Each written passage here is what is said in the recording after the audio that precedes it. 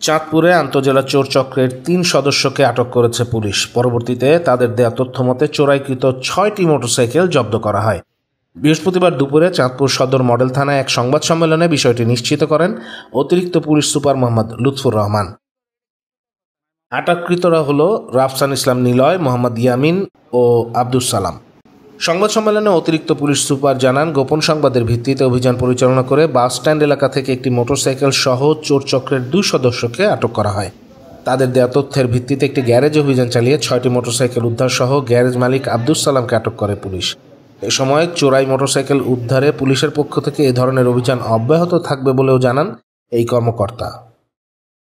থানার অধীন একটি অভিযানে আমরা 6টি মোটরসাইকেল উদ্ধার করি এবং 3 জন আসামি গ্রেফতার করি। গতকাল বিকাল নাগাদ আমরা খবর পাই যে বাস স্ট্যান্ড এলাকায় একজন চোর রয়েছে, চিহ্নিত চোর, সে মোটরসাইকেল নিয়ে অবস্থান করছে। এই গোপন সংবাদের ভিত্তিতে আমরা নিলয় এবং ইয়ামিনকে গ্রেফতার করি। তাদের কাছে একটি মোটরসাইকেল পাওয়া যায়। সেই মোটরসাইকেলের কিভাবে তারা পেল সে বিষয়ে কোনো সদুত্তর দিতে পারেনি।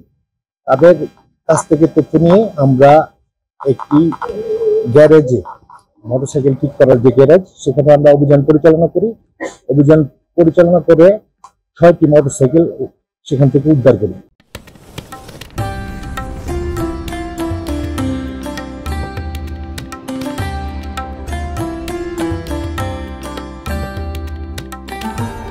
এমই টিভি, স্বাধীন বাংলার স্বাধীন কণ্ঠ।